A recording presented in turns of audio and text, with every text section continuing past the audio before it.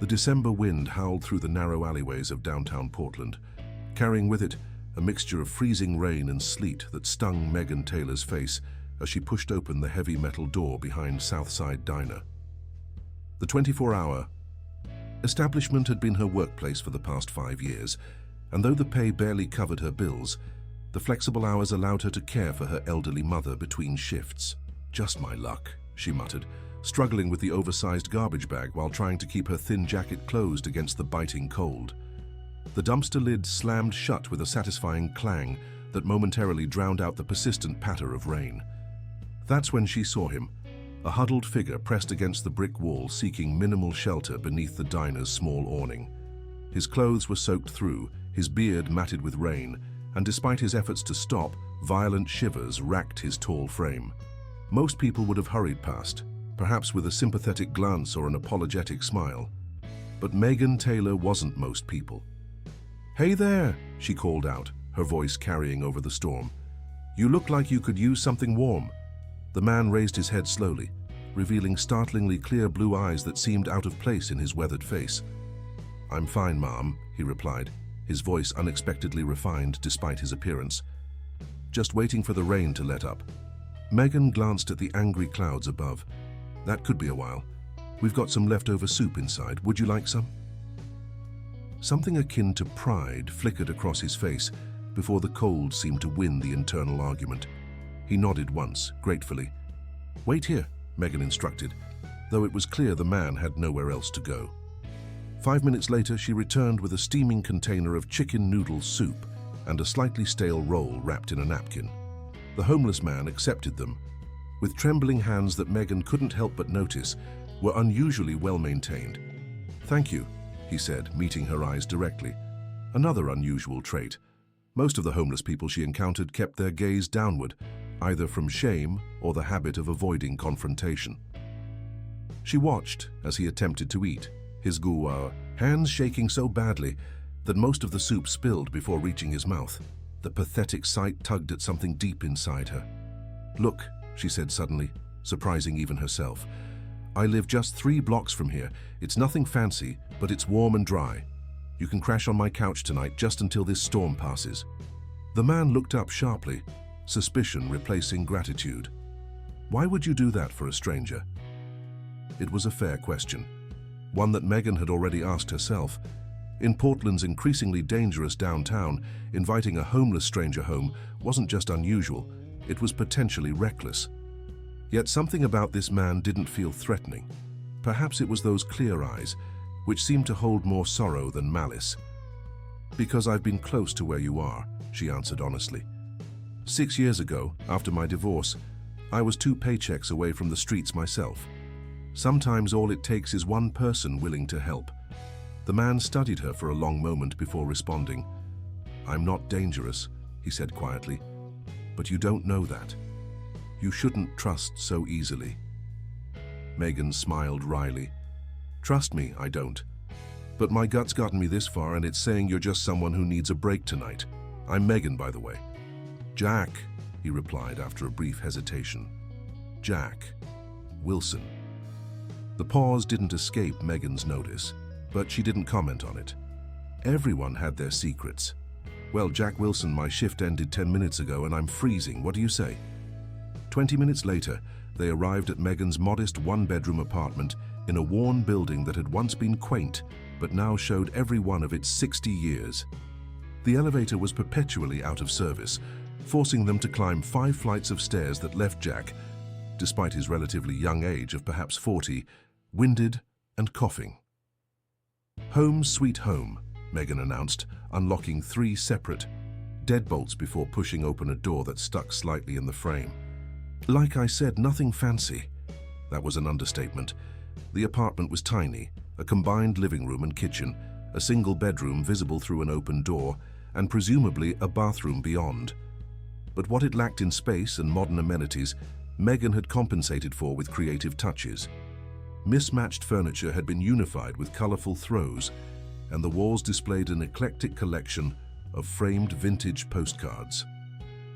"It's perfect," Jack said with genuine appreciation, and something in his tone made Megan look at him more carefully. "The bathroom's through there," she pointed. "There's a clean towel on the rack. You're welcome to take a hot shower while I make us some tea." Jack hesitated before accepting her offer, disappearing into the small bathroom. As soon as the door closed, Megan let out a long breath. What was she thinking? Her friend Cheryl would call this another example of her pathological need to rescue strays, both human and animal. It had gotten her into trouble before, most notably with her ex-husband Mike, whose charming exterior had concealed an addiction to gambling that eventually cost them their house. Yet, as she filled the kettle and placed it on the ancient stove, Megan couldn't bring herself to regret her impulsive decision. There was something different about Jack, something that didn't quite align with his current circumstances. The bathroom door opened 15 minutes later, releasing a cloud of steam along with a transformed man. Without the layers of grime, and with his beard trimmed using her scissors, she'd heard him rummaging in her cabinet, Jack looked almost handsome. His borrowed clothes, an oversized Portland Trailblazers t-shirt and sweatpants left behind by her brother during his last visit, fit surprisingly well. But what struck Megan most was the way he carried himself now, shoulders straight, chin up, with the confident posture of someone accustomed to commanding attention rather than avoiding it. "I can't thank you enough," Jack said, running a hand through his damp hair, another gesture that seemed incongruously refined. "I haven't felt human in weeks." "You look much better," Megan observed, handing him a mug of chamomile tea. "How long have you been?" She trailed off, unsure of the polite terminology. "Homeless," Jack supplied with a slight smile. "About 4 months now. It's a recent development." "Do you mind if I ask what happened? Job loss? Medical bills? Those seem to be the top 2 around here." Jack's expression clouded. "It's complicated. Let's just say I needed to understand some things that I couldn't see from where I was standing." The cryptic answer raised more questions than it answered, but Megan didn't press. Everyone had the right to their privacy, especially regarding personal hardships. "The couch pulls out into a bed," she said instead, changing the subject. "It's not the most comfortable, but it beats a sidewalk." "Luxury accommodations, as far as I'm concerned," Jack replied with a smile that transformed his face, revealing perfect teeth that certainly hadn't received dental care on the streets. As Megan prepared the pull-out bed with clean sheets and blankets, she couldn't shake the feeling that Jack Wilson was not who he appeared to be. The question was whether that was cause for concern or simply part of the mystery surrounding her unusual houseguest. What she didn't know, couldn't possibly know, was that inviting this particular man into her home would set in motion events that would transform not just her life, but the lives of countless others in ways she couldn't begin to imagine. And it had all started with a simple act of kindness on a rainy Portland night. By the time Megan's alarm blared at 5:30 a.m., she had almost forgotten about her unexpected house guest. The memory returned abruptly when she entered her small living room to find Jack already awake, brewing coffee in her ancient percolator. "Hope you don't mind," he said, gesturing to the pot. "I figured it was the least I could do." "Mind? Are you kidding?" Megan gratefully accepted the steaming mug he offered. This might be the first time in years someone's made coffee for me instead of the other way around. As she took her first sip, her eyebrows rose in surprise. The coffee was perfectly brewed, far better than the functional but uninspired version she usually made. "This is amazing," she admitted. "Where did you learn to make coffee like this?" A shadow passed over Jack's face before he answered. "I traveled a lot in my previous life, picked up a few tricks along the way." Previous life? An interesting choice of words, Megan thought. "I need to check on my mother before my shift," she said, glancing at the clock. "She lives at Oak Ridge Assisted Living, about 20 minutes from here. Her mind isn't what it used to be." Jack nodded understandingly. "Early onset Alzheimer's?" "How did you know?" Megan asked, surprised by his perceptiveness. "My grandmother had it," he replied softly. "The look in your eyes when you mentioned your mother, I've seen it before." The genuine empathy in his voice caught Megan off guard. This man continued to defy her expectations of a typical homeless person. Most of the street dwellers she encountered at the diner were so consumed by their own struggle for survival that they had little emotional energy to spare for others' problems. "You're welcome to stay here today if you need to rest," she offered, retrieving her purse from the kitchen counter. "There's not much food, but help yourself to whatever you can find. I'll be back around 4. "Actually," Jack said, straightening his borrowed clothes, "I was hoping I might be able to pay you back somehow. I noticed your kitchen sink leaks and that window has a draft that's costing you on heating bills. I'm pretty good with my hands." Megan hesitated. The sink had been leaking for months, and her landlord had made it clear that non-emergency repairs were not a priority. Still, leaving a stranger alone in her apartment all day felt risky. "I don't have tools," she said, testing his offer. "Check under your sink," Jack suggested. "Most buildings this age have a basic toolbox hidden somewhere. Previous tenants leave them behind." Sure enough, pushed to the back of the cabinet beneath her sink was a rusty metal toolbox she'd never noticed before. "Well, I'll be damned," she muttered. "Are you some kind of apartment whisperer?" Jack laughed, a warm, genuine sound that seemed to brighten the small space. "Just experienced with old buildings. Don't worry about me, Megan. Your apartment will be in better shape when you return than when you left." Something about his confidence reassured her, and Megan made a split-second decision. "Okay, handyman. Show me what you've got, but if you steal my vintage record collection, I'll hunt you down." Jack held up 3 fingers in a scout salute. "I solemnly swear to protect your vinyl with my life." The unexpected playfulness made her smile. "There's a spare key in the sugar bowl. Lock up if you go out." As Megan rushed through her morning routine at Oak Ridge Assisted Living, helping her mother dress and ensuring she took her medications, her thoughts kept returning to the enigmatic man in her apartment.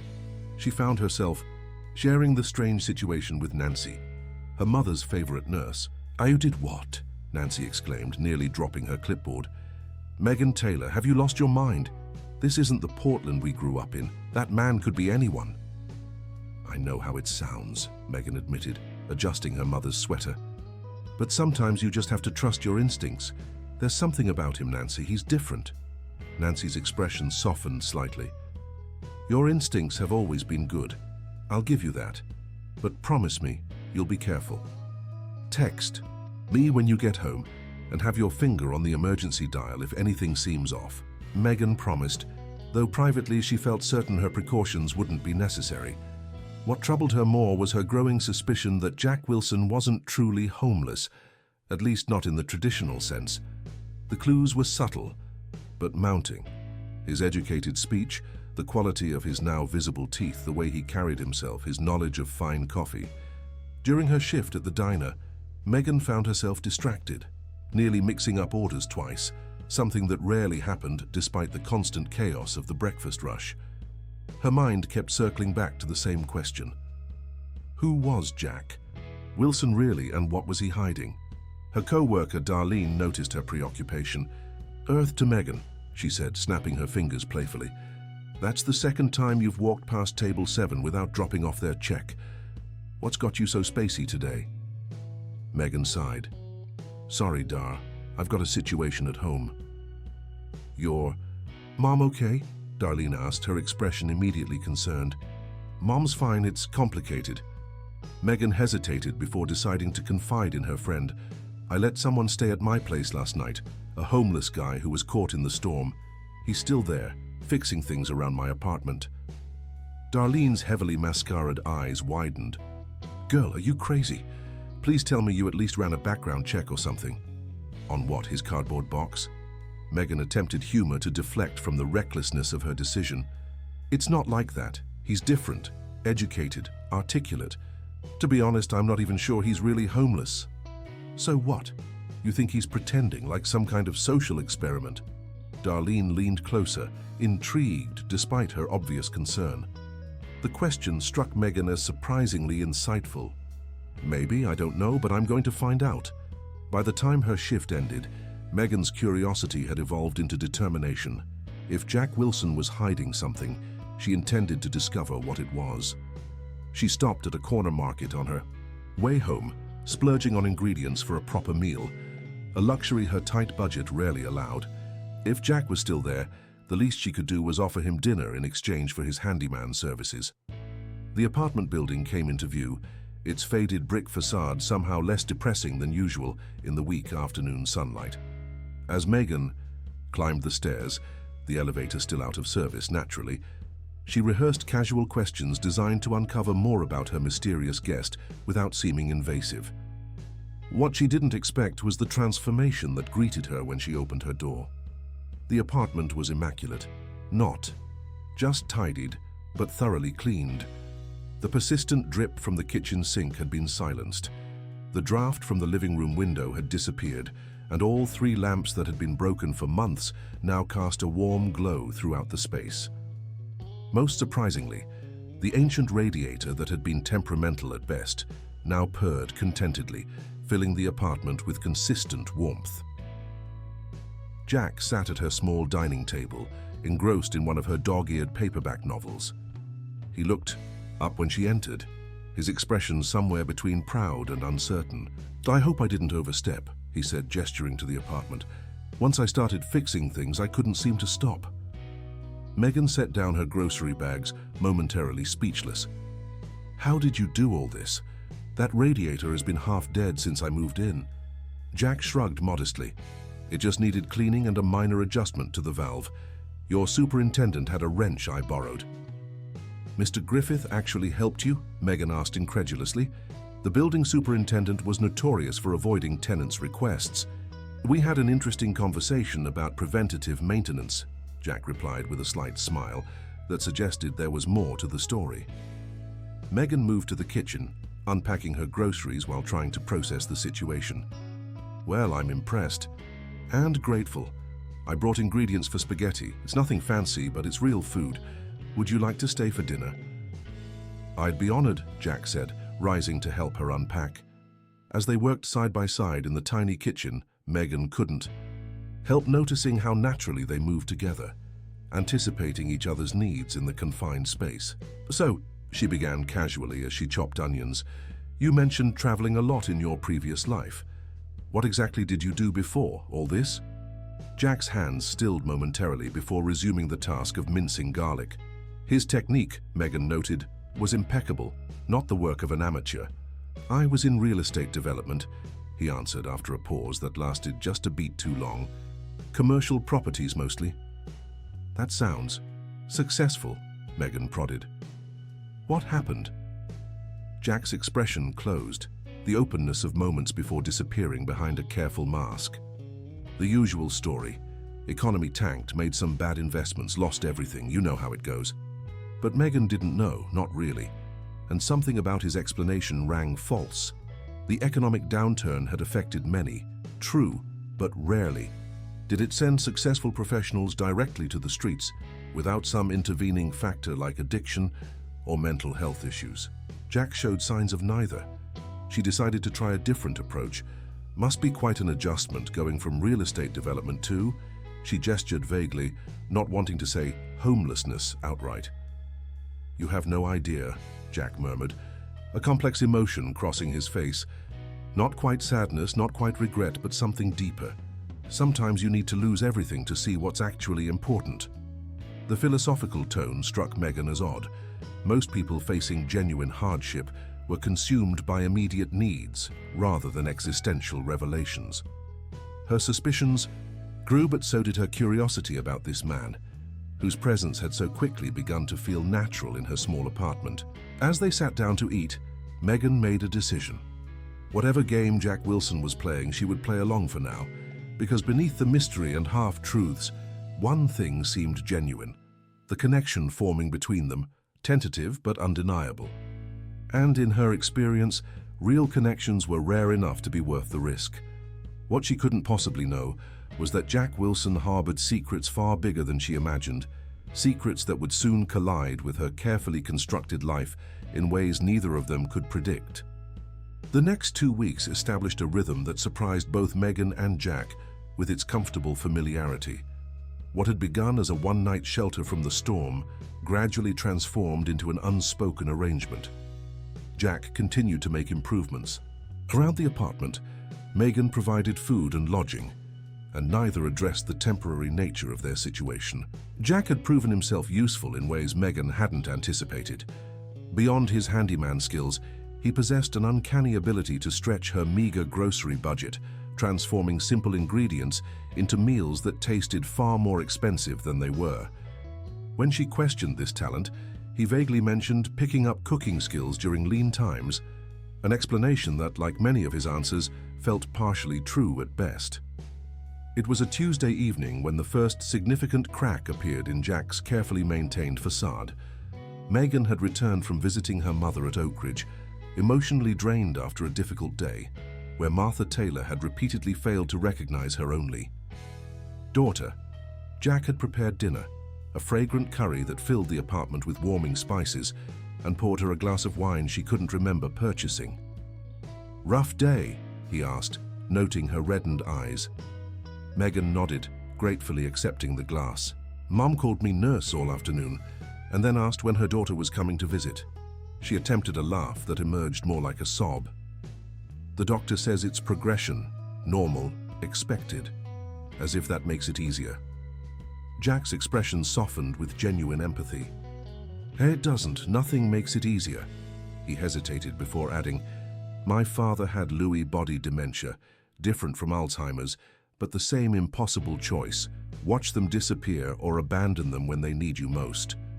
"What did you do?" Megan asked, sensing a rare opening into Jack's closely guarded past. "I hired the best care money could buy," he answered without thinking. "Round-the-clock nurses, specialists flown in from." He stopped abruptly, realizing his mistake. A homeless man who'd lost everything in bad real estate deals wouldn't have had such resources. Megan set down her wine glass, her suspicions crystallizing into certainty. "Jack," she said quietly, "who are you really?" The silence stretched between them, taut with unspoken truths. Finally, Jack sighed and ran a hand through his hair, a gesture Megan had come to recognize as signaling internal conflict. "I haven't lied about everything," he began cautiously. "My name is Jack. I was in real estate development, but I didn't lose everything, at least not financially." "Then why are you living on the streets? Why are you here?" Megan's voice remained calm, though her heart raced with a complex mixture of vindication and betrayal. Jack's gaze fixed on some middle distance. 6 months ago, I was sitting in my corner office on the 30th floor of the Wilson Development Building in downtown Seattle.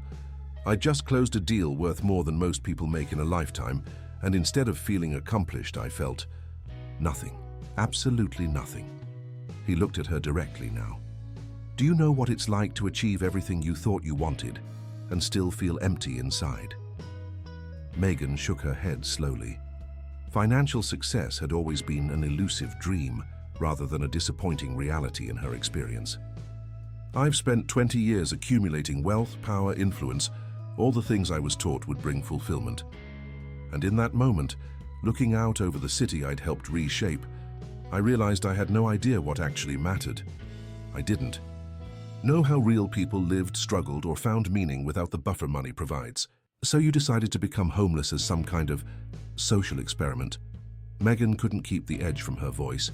People who actually lived on the streets didn't have the luxury of treating poverty as an educational experience. Jack winced at her tone.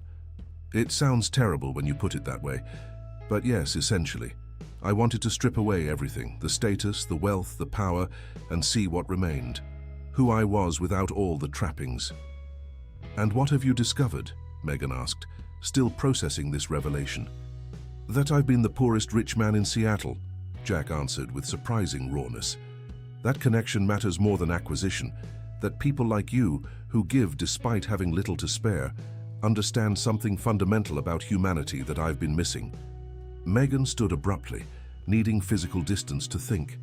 Jack's confession explained so much: his refined mannerisms, his unexpected skills, the inconsistencies in his story. Yet, it also raised a troubling question.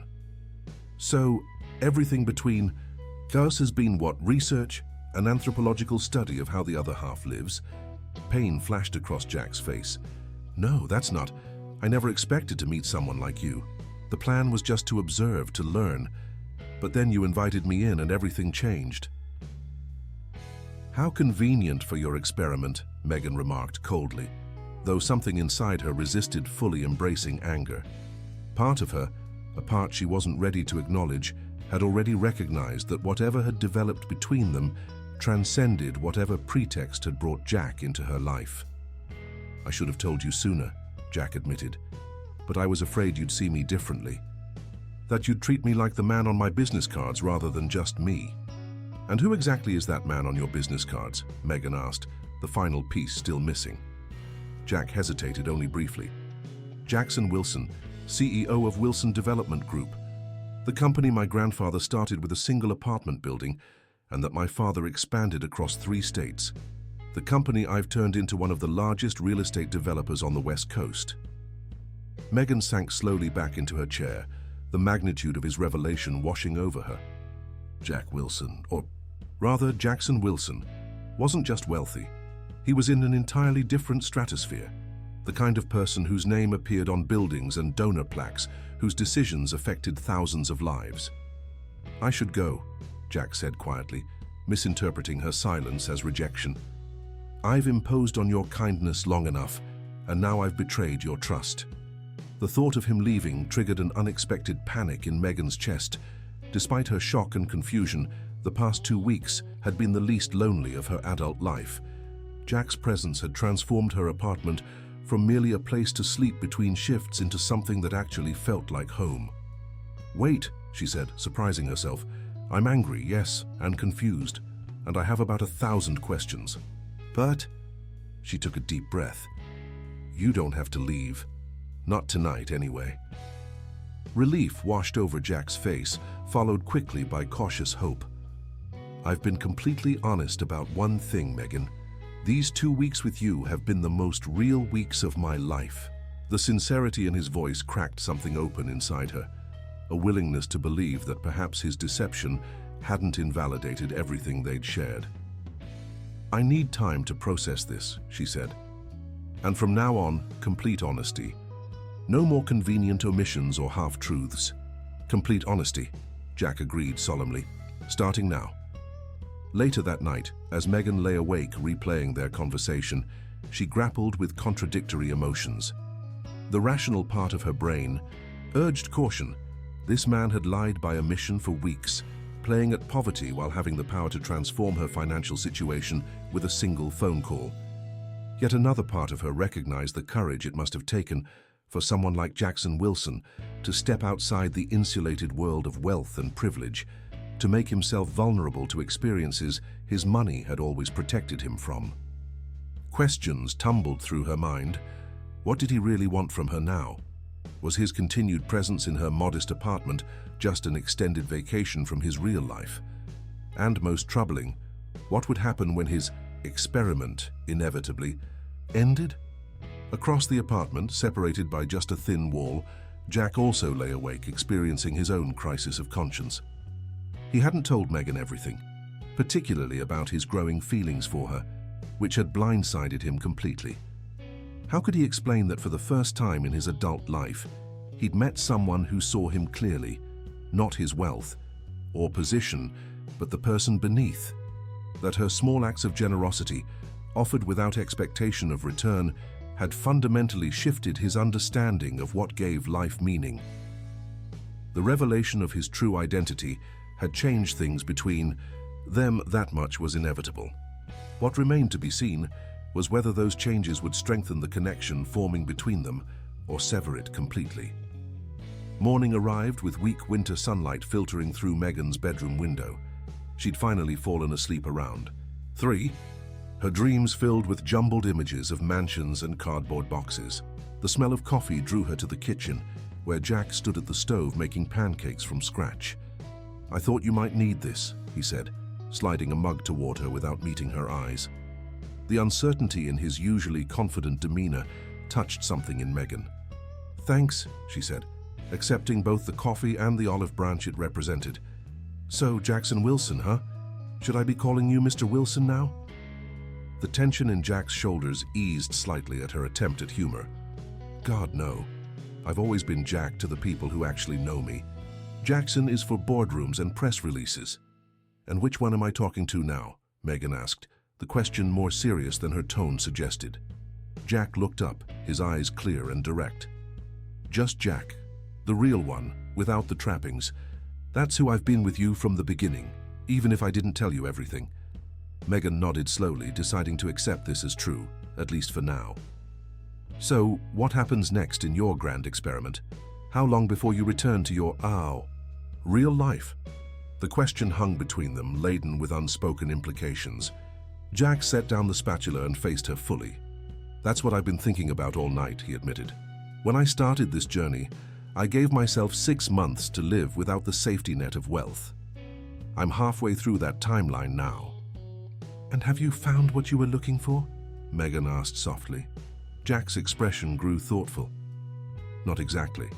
I thought I was searching for some abstract understanding of authentic living.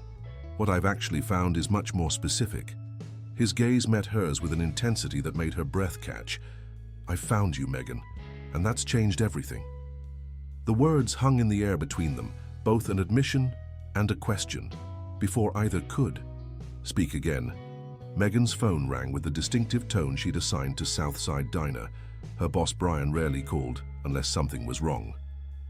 Sorry, I need to take this, she said, grateful for the interruption that gave her time to process Jack's words. The conversation was brief but devastating. Brian's voice was heavy with regret as he explained that the diner's owner had decided to sell the building to a developer. In 3 months, Southside Diner would close its doors permanently, and Megan, along with the rest of the staff, would be unemployed. As she set down the phone, her face had drained of color. Jack was immediately at her side, concern evident in his expression. What is it? What's wrong? The diner's closing, Megan said numbly. 3 months from now, I lose my job. And in this market, with no degree. She didn't need to finish the thought. They both knew what it meant. Without her primary income, she couldn't maintain her apartment or, more critically, her mother's care at Oak Ridge. Jack's expression shifted almost imperceptibly, something resolute settling in his features. Megan, he said gently, I think it's time I told you about an idea I've been developing, something that might help not just you, but everyone at Southside.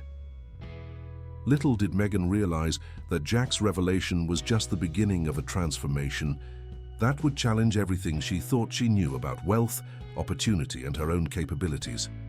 The closing of one door was about to lead to the opening of another, one neither of them could have imagined when they first met on that stormy Portland night. A community diner, Megan repeated, trying to process Jack's explanation.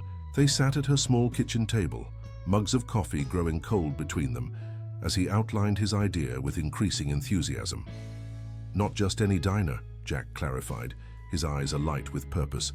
A place that combines the best aspects of Southside, its community feel, its accessibility, with a social enterprise model that could actually make a difference in this neighborhood. Megan regarded him skeptically. And how exactly would that work? The restaurant business has notoriously thin margins even in the best locations.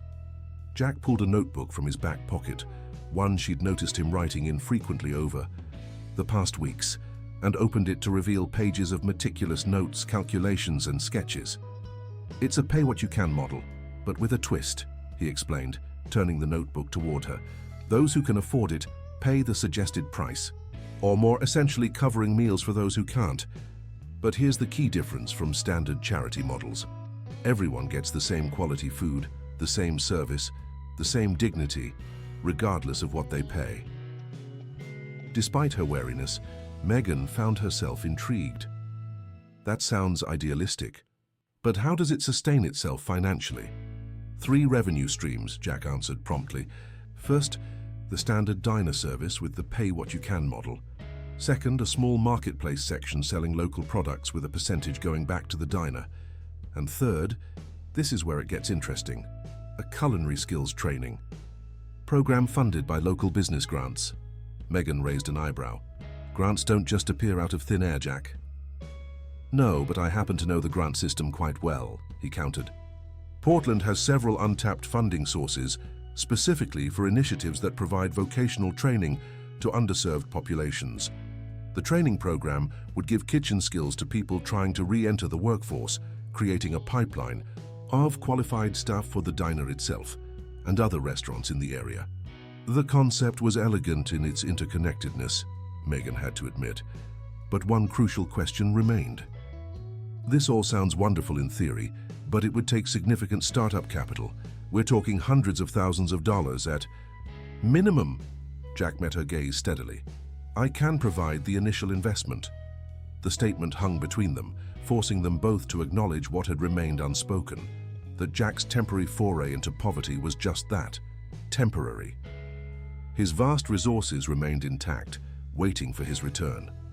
So this would be what, a charitable project for a bored billionaire? Megan asked, unable to keep the edge from her voice. Another stop on your poverty tourism journey? Jack flinched at the harshness of her words. That's not fair, Megan. I may have started this experience for selfish reasons, but what I'm proposing now isn't about me. It's about creating something sustainable that could help dozens of people in this community, including you and your co-workers at Southside. Megan stood, needing to move, to think. She paced the small confines of her apartment, weighing his words against her instinctive distrust of easy solutions. Let's say I believe your intentions are genuine, she said finally. What role do you see me playing in all this? Or am I just the inspiration for your next philanthropic venture? The question clearly stung, but Jack answered with careful consideration. I see you as a partner, Megan. You know, the community, the customers, what makes Southside work despite its outdated equipment and limited menu. You have the human connection I've spent my life avoiding. Without you, this would just be another soulless business venture with a charity angle. Partner, Megan repeated, testing the word. In what sense exactly? Jack took a deep breath. In every sense, equal ownership, equal decision-making power. I provide the capital, you provide the heart and soul. We build it together. The proposition was staggering in its generosity, or its presumption, depending on how she chose to view it. Equal ownership of what could be $1 million enterprise, offered as casually as if he were suggesting they split a pizza. This is a lot to process, Megan said, sinking back into her chair. Why would you give half of something so valuable to someone you've known for barely 2 weeks? Jack's expression softened. Because in those 2 weeks I've seen how you treat people, from your mother who doesn't always remember you, to Darlene when she was struggling with childcare, to me when you thought I had nothing to offer but a pair of willing hands. You embody exactly what this business needs to be about. Genuine care without judgment. His sincerity was disarming, making it difficult for Megan to maintain her emotional defenses. Still, caution prevailed. I need time to think about this, she said. It's not just about me. There's my mother to consider, and my responsibilities at Oak Ridge. Of course, Jack agreed immediately. Take all the time you need. Meanwhile, I have a proposition of a different sort. Megan eyed him warily. What kind of proposition? Let me show you my world, he suggested, just for a weekend. No strings attached. If we're going to be partners, if you decide that's what you want, you should see what you'd be getting into. The resources, yes, but also the politics, the social dynamics, the expectations, the complete picture. The idea of stepping into Jack's realm of privilege both intrigued and intimidated Megan. What exactly would that entail? A trip to Seattle, Jack explained. I have a charity gala this weekend that I'm technically required to attend as the company's CEO. Come with me. See how the other half lives before you decide if you want any part of it or any part of a partnership with me. The invitation hung between them, representing far more than a simple weekend trip. It was a glimpse behind the curtain, an opportunity to determine whether their worlds, so vastly different, could possibly merge into something new. If I go, Megan said slowly, it doesn't mean I've agreed to anything beyond that. Absolutely, Jack confirmed. Think of it as research, for both of us. 3 days later, Megan found herself on a private jet bound for Seattle, questioning every life choice that had led to this moment. The sleek leather seats and attentive staff created an atmosphere so divorced from her daily reality that it felt like stepping into a film set rather than transportation. Jack, watching her expression as she tentatively accepted a glass of champagne from the flight attendant, smiled sympathetically. "It's grotesque, isn't it, the excesses? It's..." Megan searched for the right word. "Disorienting. Knowing that this level of luxury exists while people are sleeping on sidewalks a few blocks from my apartment." Jack nodded, his expression sobering. "That dissonance is precisely what sparked my little experiment. The question is whether it's possible to use these resources in ways that actually help rather than just creating more distance." The flight to Seattle took less than an hour, a journey that would have been an all-day affair by bus, the only mode of long-distance travel Megan had ever been able to afford. As they began their descent, Jack pointed out landmarks through the window. "That's the Wilson Development headquarters," he said, indicating a gleaming glass tower in the heart of downtown. "And over there, that construction site with the 3 cranes. That's our latest project. Mixed-use development with 30% affordable housing units, sir." 30%. Megan raised an eyebrow. "That's unusually high for a commercial developer, isn't it?" Jack's lips quirked in a half-smile.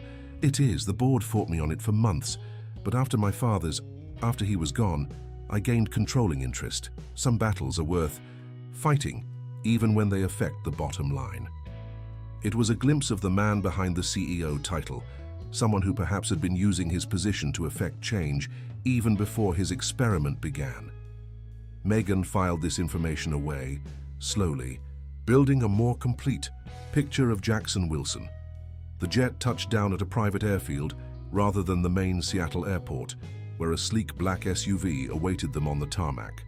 The driver, a dignified older man named Thomas, greeted Jack with genuine warmth. "Welcome home, Mr. Wilson. Everything is prepared as requested." "Thank you, Thomas. This is Ms. Taylor, my guest for the weekend."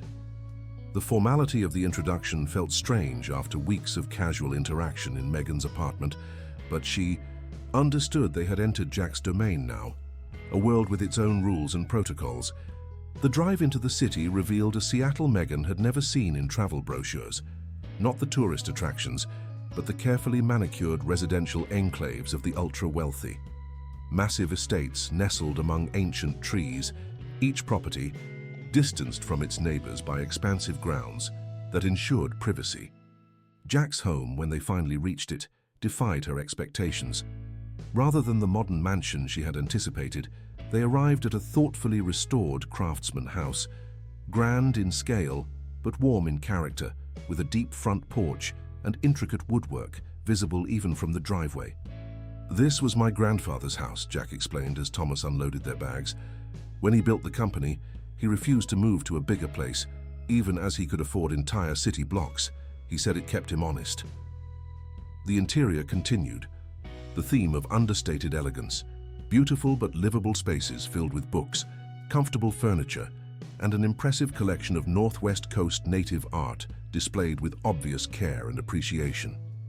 As a housekeeper named Elena showed Megan to her room, a lovely space overlooking a Japanese-inspired garden, the vast gulf between their lives had never felt more apparent. This single guest room was larger than her entire apartment, with amenities she would have considered luxuries. A clawfoot tub, heated floors, sheets with a thread count higher than she cared to contemplate. When she rejoined Jack downstairs, he was in his home office, speaking quietly but intently on the phone.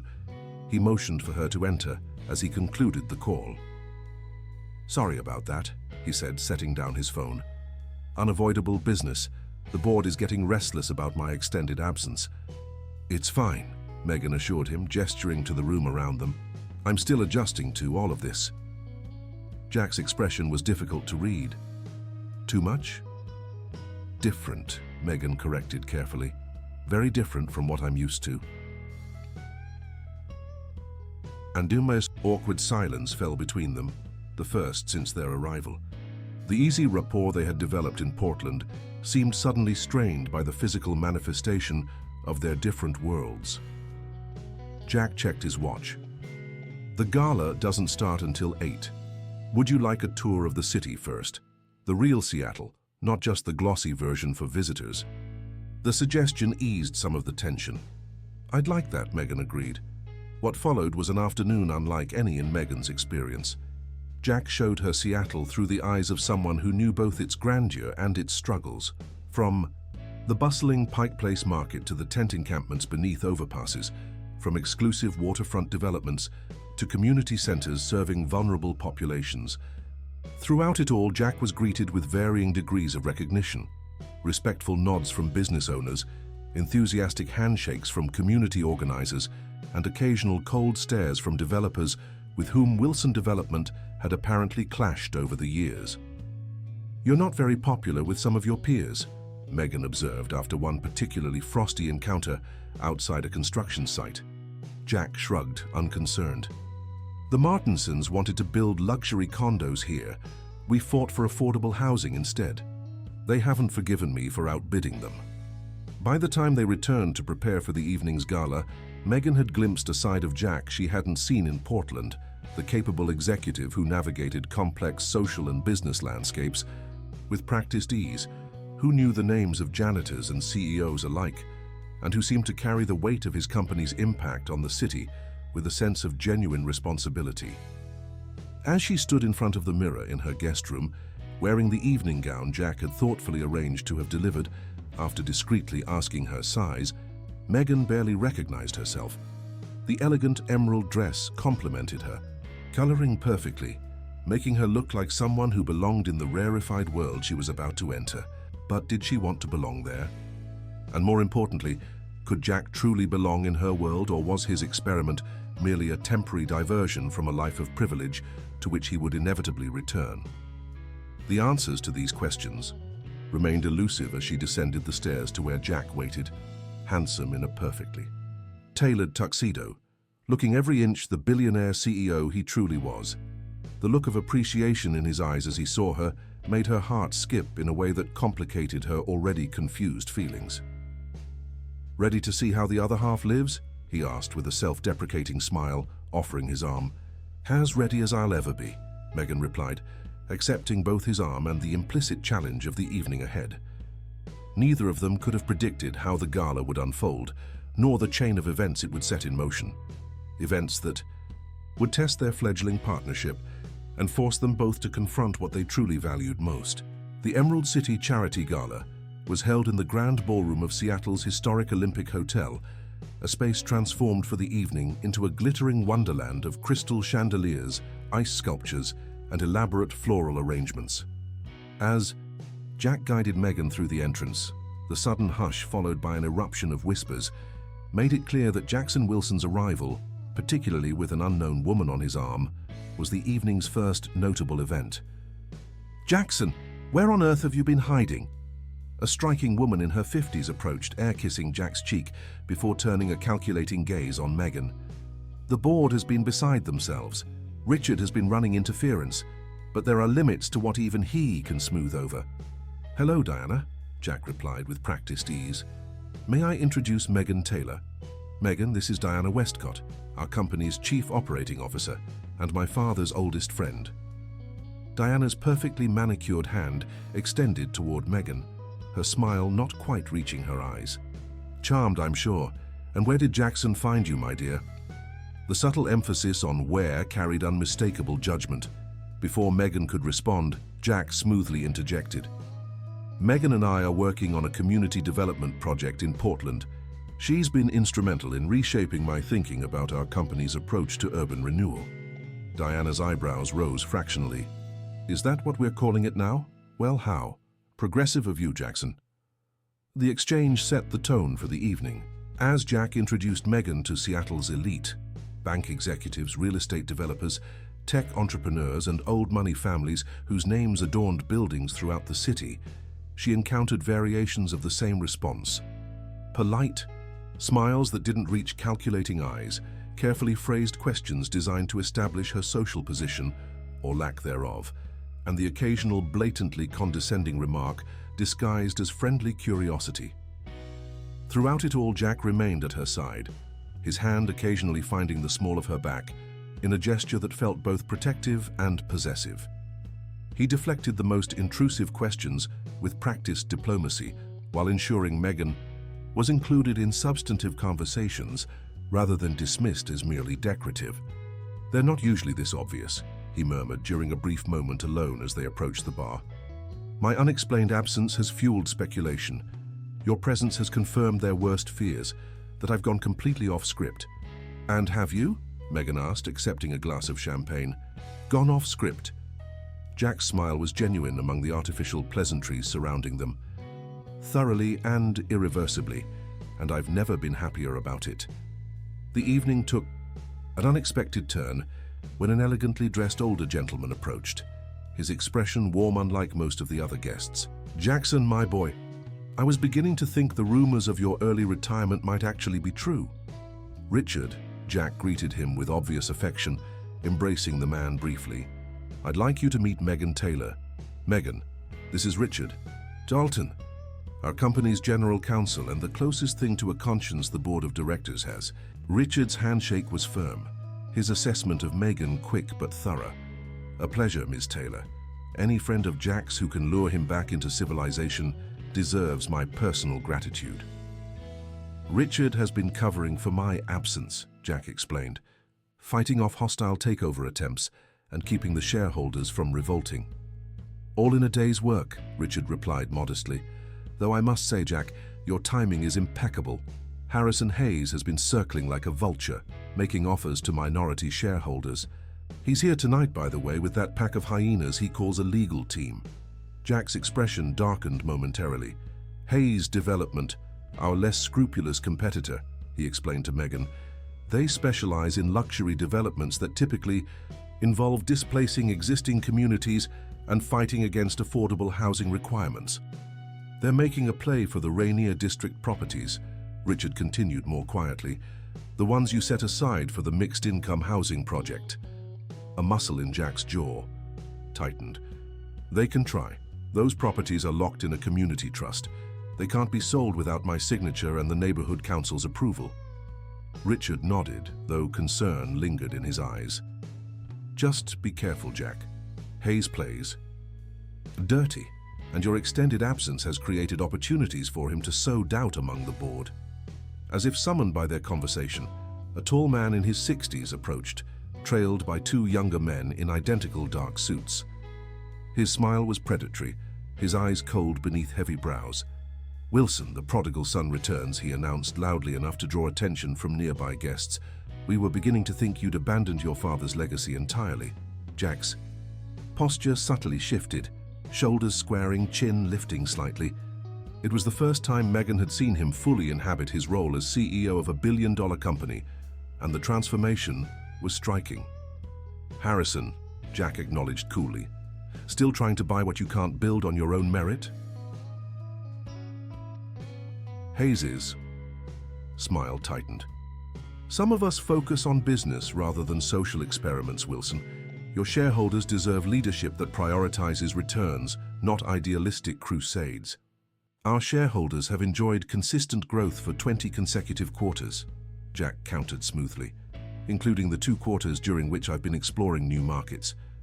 Perhaps if Hayes Development focused less on undercutting competitors and more on ethical development, you wouldn't need to resort to hostile takeover attempts."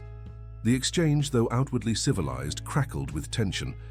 Megan watched as the two men engaged in verbal sparring that clearly represented a much deeper and longer-standing conflict.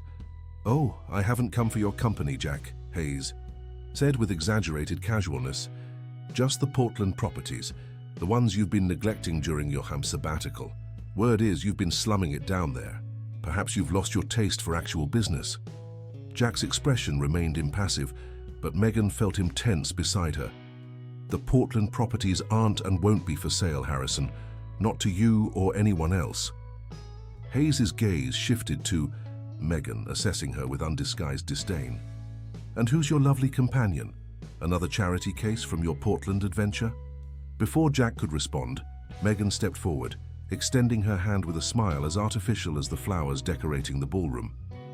"Megan Taylor, Mr. Hayes, Jack's business partner in the Portland Community Initiative. It's fascinating to meet you.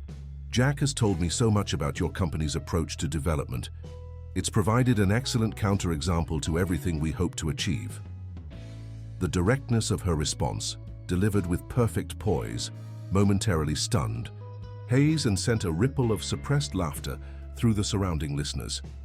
Jack's surprised delight was evident in the way his hand found hers, fingers intertwining supportively. Hayes recovered quickly, his smile turning dangerous. Charming. Wilson always did have a weakness for philanthropic endeavors. I look forward to seeing how long this particular project holds his interest. With a curt nod, he moved away, his associates following in his wake. I apologize for him, Jack said quietly once Hayes was out of earshot, but I have to say, that was the most beautifully delivered set-down I've witnessed in years. Megan shrugged, though she couldn't entirely suppress her satisfaction. I've dealt with worse at the diner. At least he didn't throw a plate of eggs at me because his toast was cold. Jack's laughter drew curious glances from nearby guests, most of whom had rarely seen the serious CEO express such uninhibited amusement. For the remainder of the evening, something had shifted. Megan moved through the crowd with growing confidence, no longer intimidated by the wealth and power surrounding her. Jack, meanwhile, seemed increasingly to shed the careful persona he had maintained, speaking more openly about his vision for development that served communities rather than merely extracting value from them. It was past midnight when they finally left the gala, both physically and emotionally exhausted from navigating the complex social currents. In the back of the town car, Jack loosened his bow tie with a sigh of relief. "So," he said, turning to Megan, "your verdict on how the other half lives?" She considered the question carefully. "It's exactly as shallow and self-serving as I expected, in some ways. But there were surprises too, people like Richard, who seemed to genuinely care about more than just profit margins." Jack nodded, his expression thoughtful. "The business world isn't monolithic. There are good people trying to make ethical choices within a system that often incentivizes the opposite. The challenge is creating structures that reward the right things. Like your community diner idea," Megan observed. "Exactly like that," Jack agreed. "A model that inherently connects profit to purpose." The car pulled into the driveway of Jack's home, where lights still burned in welcome despite the late hour. As they stepped into the quiet elegance of the entrance hall, the contrast with Megan's humble apartment had never been more stark, yet somehow less important than it had seemed just hours earlier. "Thank you for coming tonight," Jack said, pausing at the foot of the staircase. "For seeing this part of my life, complicated as it is." Megan met his gaze steadily. "Thank you for showing me. It can't have been easy bringing an outsider into that world." "That's just it," Jack replied, his voice soft with realization. "You didn't feel like an outsider to me. You felt like the only person in that room who truly knew me." The moment hung between them, charged with unspoken feelings that had been building since that first rainy night in Portland.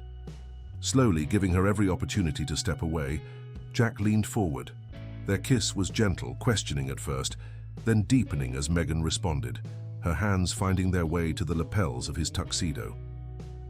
When they finally parted, both slightly breathless, Jack rested his forehead against hers.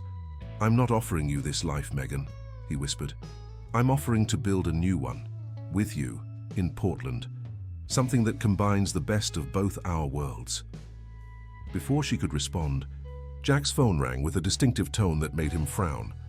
"I'm sorry, I have to take this. It's the security system at headquarters. There may be a problem." The call was brief but concerning. Someone had accessed the company's servers, specifically targeting files related to the Portland properties. The timing, immediately following Hayes' pointed comments at the gala, seemed unlikely to be coincidental. "I need to go to the office," Jack explained, already reaching for his coat. "This could be Hayes making a move on the Portland project. I can have Thomas drive you back to the house." "I'm coming with you," Megan interrupted firmly.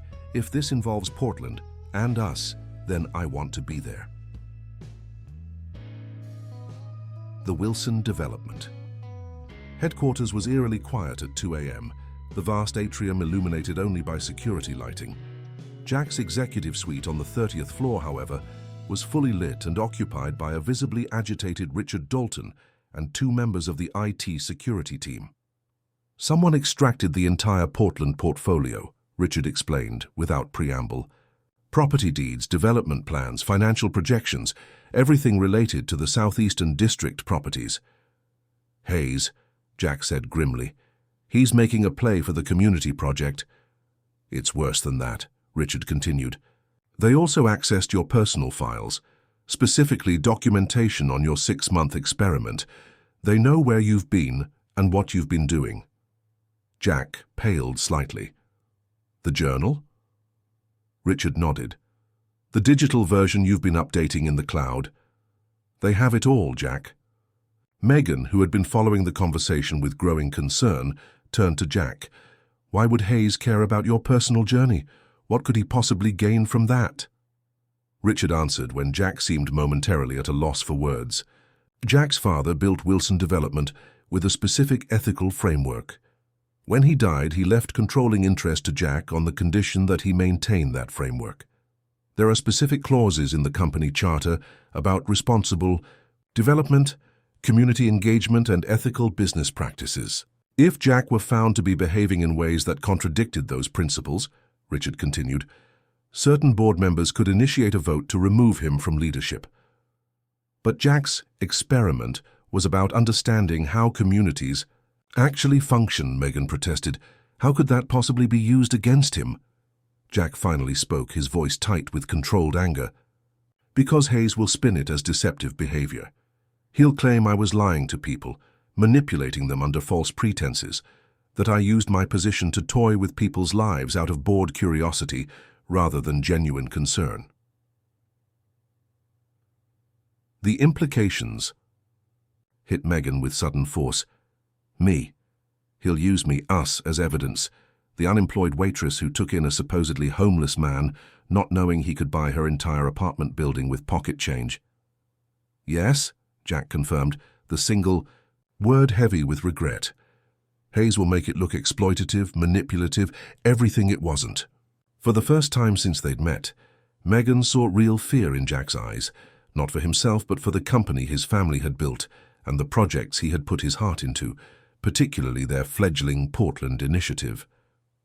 What can we do? She asked, pushing aside the hurt that threatened to cloud her judgment. Richard adjusted his glasses thoughtfully.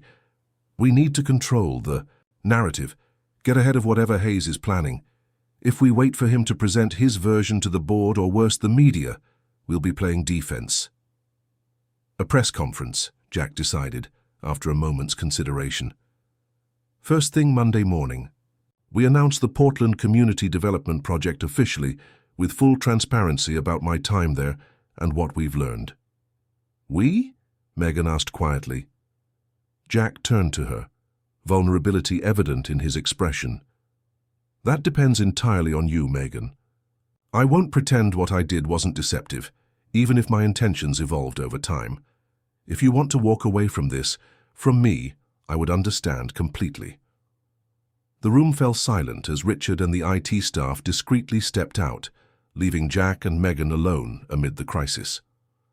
Through the wall of windows behind Jack's desk, the Seattle skyline glittered like fallen stars, a view purchased with generations of wealth and influence that Megan could scarcely comprehend.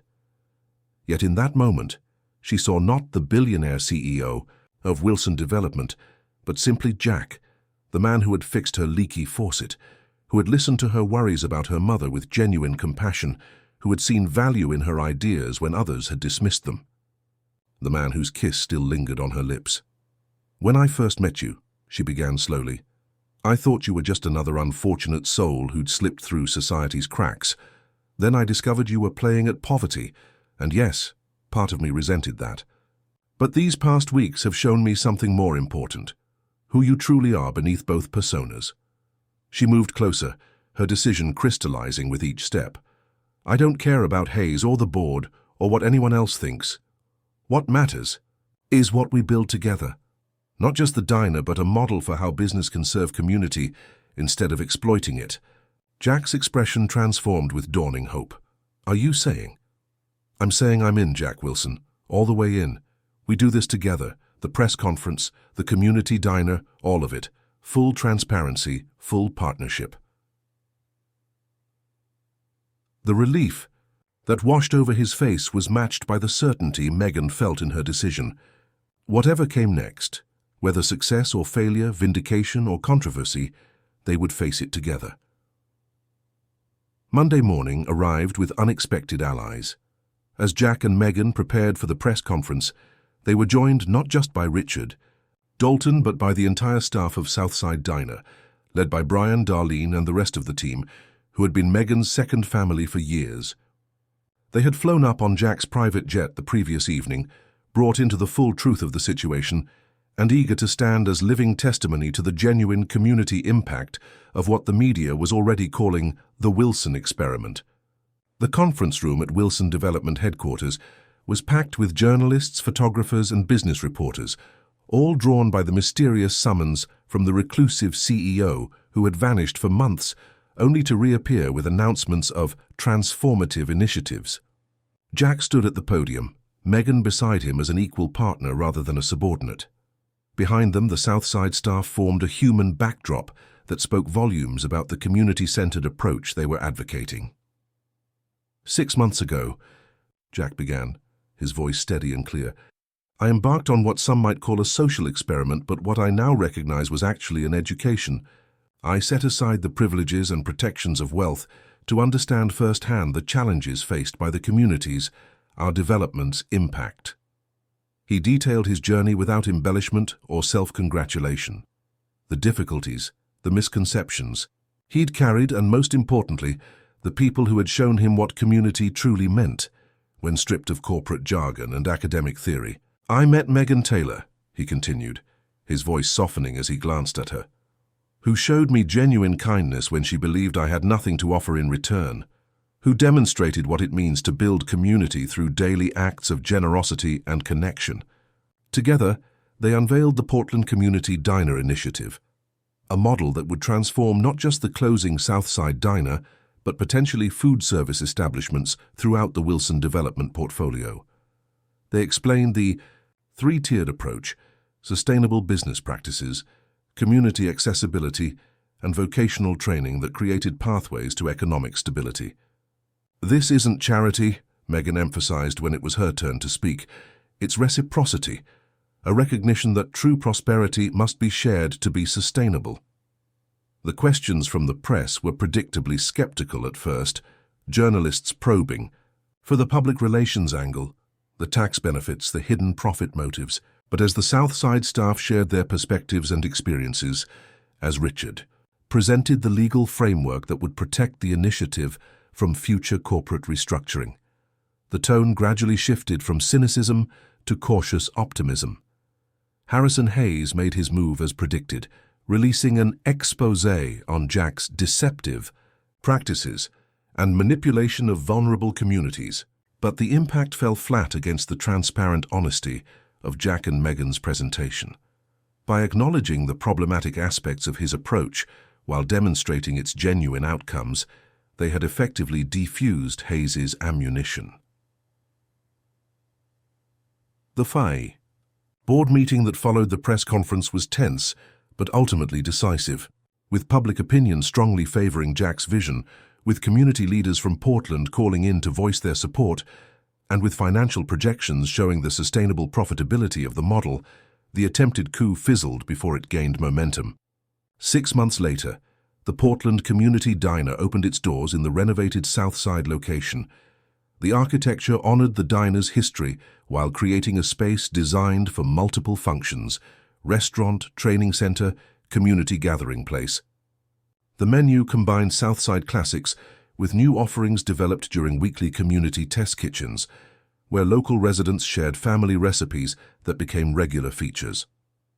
Megan's mother, Martha, occupied a special table near the kitchen during her good days, sharing stories with customers that kept the neighborhood's history alive even as it evolved.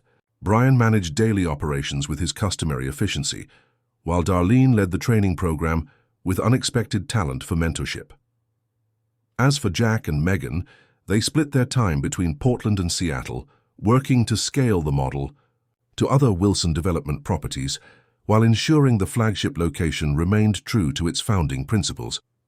Their partnership had deepened in all ways, professional and personal, built on a foundation of mutual respect that had survived deception, revelation, and challenge. On the one-year anniversary of that rainy night behind Southside Diner, they stood together in the apartment where it had all begun, now renovated as part of a building-wide improvement project that had increased comfort without raising rents for existing tenants. "Did you ever imagine this is where we'd end up?" Megan asked, looking out at the transformed neighborhood where 3 new community-centered businesses had opened following the diner's success. Jack wrapped his arms around her from behind, resting his chin on her shoulder to share her view. "Not specifically, but I think I was looking for you before I even knew you existed, someone who could help me reconnect with what matters most." "And what matters most?" Megan asked, though she already knew his answer. "Connection," Jack replied simply. "Not just between people, but between resources and needs, between business and community, between privilege and purpose. Everything else is just details." As they stood there, watching their vision unfold in the community below, both recognized the truth in his words. They had built something that transcended their individual worlds, not by choosing one over the other, but by creating something entirely new from the best elements of both. And it had all begun with a simple act of kindness on a stormy Portland night, a moment of genuine human connection that had rippled outward, transforming not just their lives but countless others. As evening fell and lights began to twinkle across the city, Jack took Megan's hand and led her to the small balcony they had added during the renovation. There, beneath the same sky that had poured rain on them during their first meeting, he knelt and presented a simple but elegant ring. "This isn't about merging our worlds," he said, his voice steady despite the emotion in his eyes. "It's about continuing to build a new one together. Will you marry me, Megan Taylor?" Her answer required no hesitation, no careful consideration of implications or consequences. Their journey had already proven that the most meaningful paths forward were those they chose to walk together. "Yes," she said simply, pulling him to his feet and into her embrace. "Our greatest project yet." In the community diner below, oblivious to the moment unfolding above them, customers from all walks of life shared meals and conversation, each paying what they could afford while receiving the same quality and dignity in return. The model was working, not just financially but socially, creating a blueprint that was already being implemented in 3 other cities where Wilson Development operated. As Jack and Megan sealed their engagement with a kiss, both understood that their story was far from complete. There would be challenges ahead, skeptics to convince, systems to change, but they had discovered something powerful in each other, the perfect balance of idealism and practicality, compassion and business acumen, heart and strategy. And in that balance lay the potential to transform not just a diner, not just a neighborhood, but perhaps an entire approach to development that put human connection at its center, proving that true wealth was measured not in dollars accumulated, but in lives improved.